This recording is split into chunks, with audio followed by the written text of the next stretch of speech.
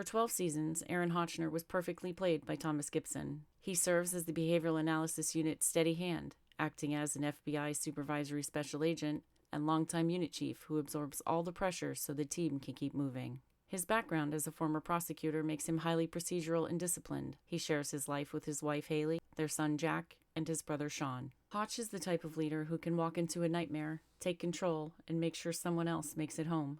The cruel part is the same job that makes him dependable to everyone is the reason he's so often missing at home, making him the absolute patron saint of keeping it together. Whenever the team faces a new horror, his voice is the one that anchors them, and nothing captures his steady authority quite like his iconic catchphrase, commanding the team to be wheels up.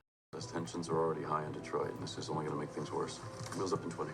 Hotch matters because he is the BAU's center of gravity. He makes the final call when time runs out, takes the political heat from superiors, and keeps the team steady when a case gets personal.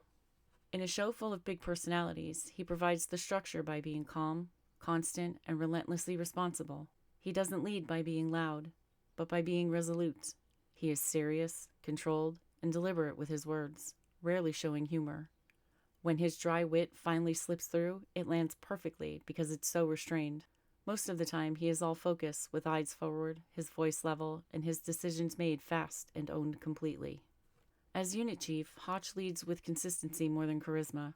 He stays strictly procedural under pressure, protects his team from bureaucracy, and uses his prosecutor background to think like both an investigator and a courtroom strategist. This is especially true in interviews, where his calm demeanor can easily push an unsub into making a mistake. His core code is to protect the innocent, tell the truth, and do the right thing even when it hurts, and never put himself above the team.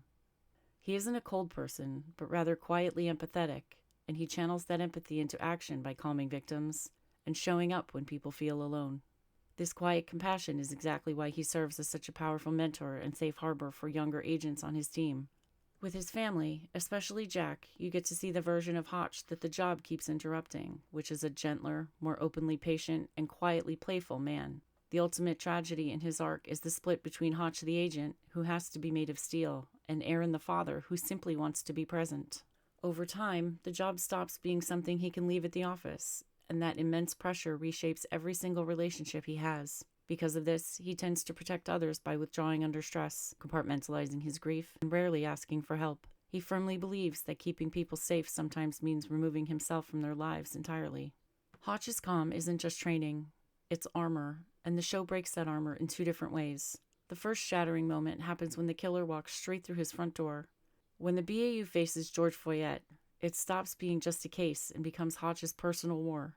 To stab somebody 67 times. 67. Why can't you catch him?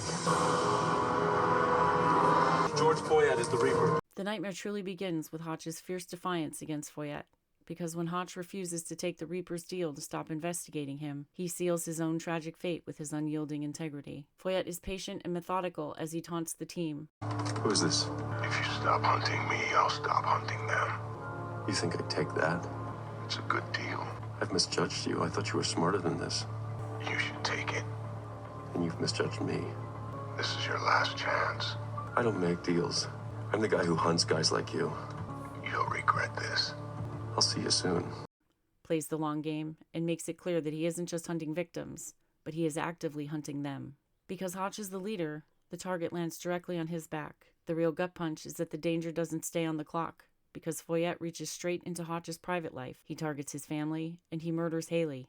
Hotch was left raising Jack alone while still trying to lead a team that could not afford to fall apart. After that loss, his whole world tightened around the single rule that Jack comes first. C. Thomas Howell was absolutely brilliant as the Reaper and gave off all of the evil vibes every single second he was on screen. However, after Haley died, Hotch seemed to beautifully open up to friendship and love. It took such a profound loss to open his eyes and his heart to the people around him. Instead of retreating completely into his shell, he would actually go out with the group, smile, and let his guard down.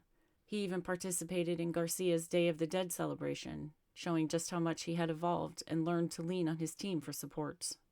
Later on, Peter Lewis, who the team calls Mr. Scratch, comes at Hotch from a completely different angle by attacking his mind rather than his home. He uses drugs and psychological manipulation to trigger fear, hallucinations, and confusion, weaponizing perceptions so that people can't trust what they saw or even who they are in a particular moment. This hits Hotch right at his foundation because his entire identity is built on control, clear thinking, calm decisions, and being the steady person everyone else relies on.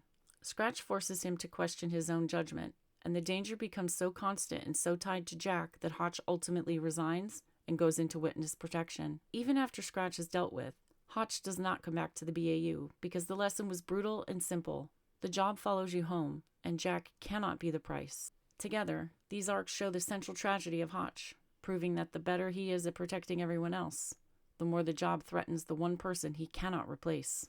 He stays entirely consistent under pressure, and is measured by how much he can carry without letting it spill onto the team. Loss hardens his mission, but in the end, he explicitly chooses fatherhood over duty.